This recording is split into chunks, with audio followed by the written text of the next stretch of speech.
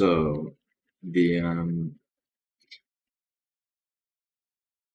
basically when you're trying to make the dragon force perch, the basic principle is that you need to break a crystal.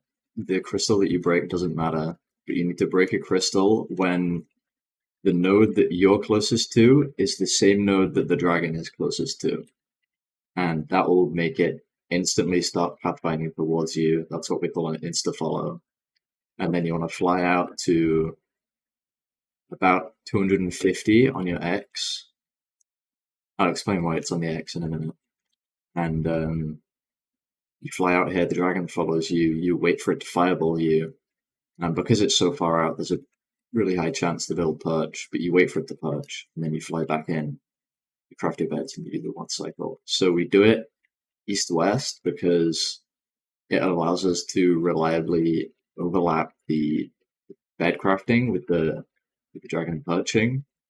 If you do it north-south, sometimes you don't have enough time, so you might want to pre-craft beds, but in a fast Icarus run, there often isn't time to pre-craft beds.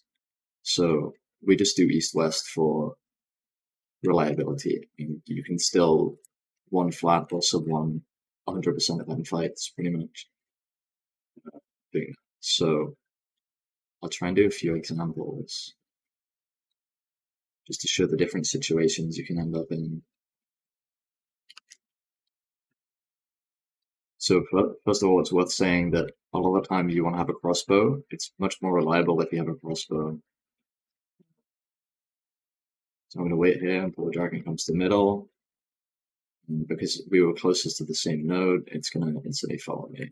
When I go out to just past 230, and you can see it instantly snaps, I can fly back in. And you always want to place your obby on the side you land. That's the right side obby, which is something not enough people are doing. Place your obby on the side the dragon is coming from, which is, when you're doing a force perch, it's the same side you're opening.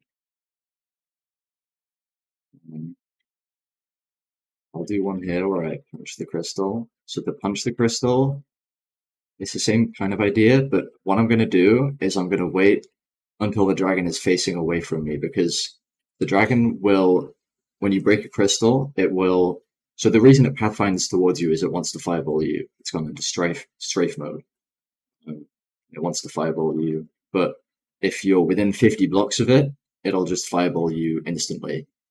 So you want to wait until the dragon is facing away from you, and that will mean it has to turn around before it can fireball you, which gives you a split second to fly out of that. So I'm going to wait for it to start turning around, and I'm going to whip a 180.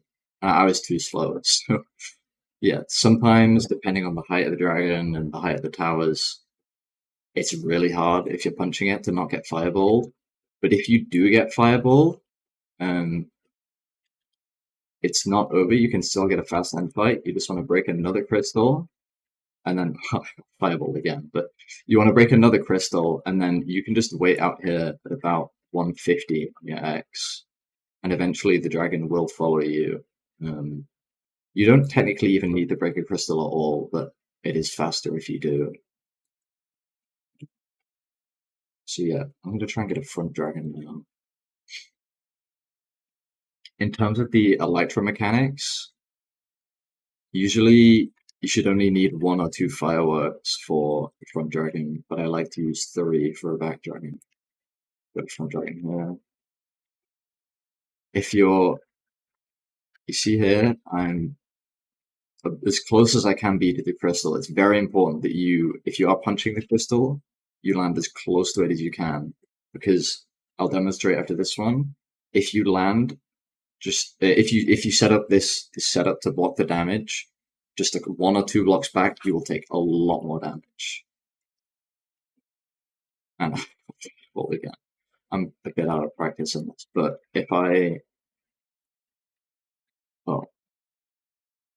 that's not far enough.